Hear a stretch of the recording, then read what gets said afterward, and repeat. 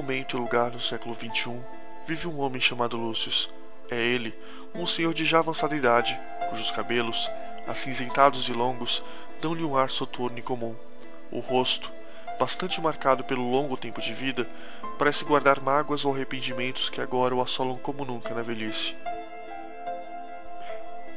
Ele tenta há algum tempo restabelecer as pazes consigo mesmo, e para isso, ele escreve quase incessantemente.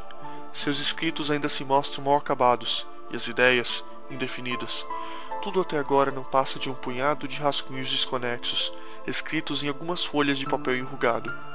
E ao invés de se utilizar de um computador e das demais parafernálias tecnológicas que marcam o século atual, ele ainda prefere o glamour da caneta e do papel. O processo de escrita é uma tarefa penosa.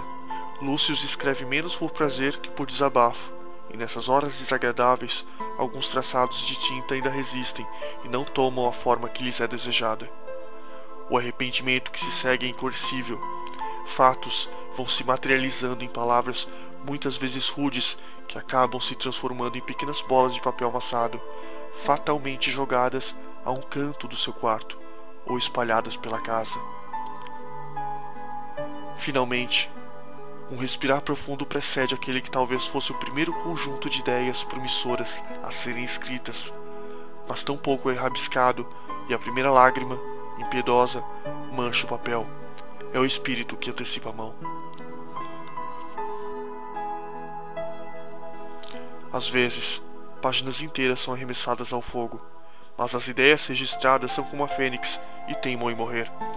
Só o tempo e a vontade nos obrigam a retomar a obra.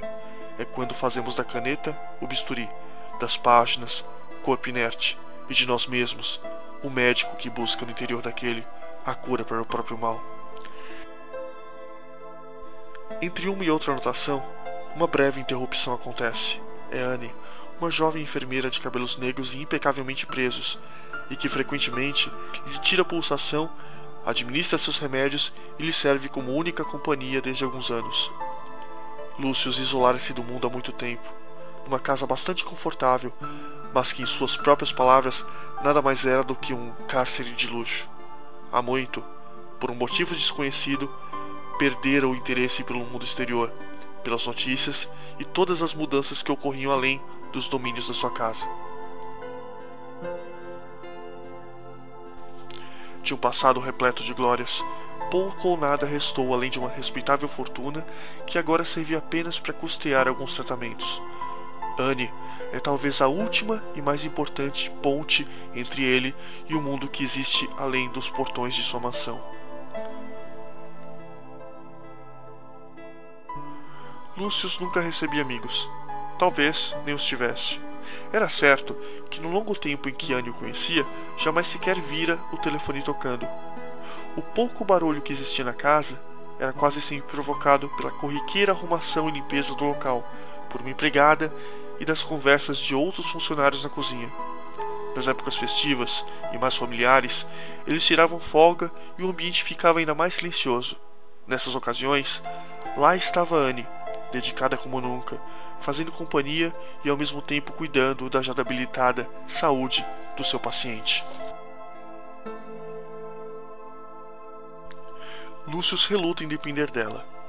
Com a ajuda de uma cadeira de rodas, ele ainda consegue se deslocar até o jardim de sua casa, talvez para buscar inspiração no tanque de carpas, ou mesmo para invejar o vigor de alguns poucos pássaros que ocasionalmente o visitam.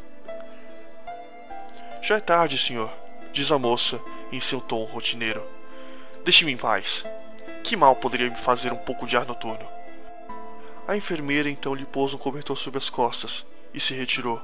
Nessa altura, os escritos ficaram jogados a um canto sob as pernas, e a boca ousava balbuciar algumas palavras de reflexão.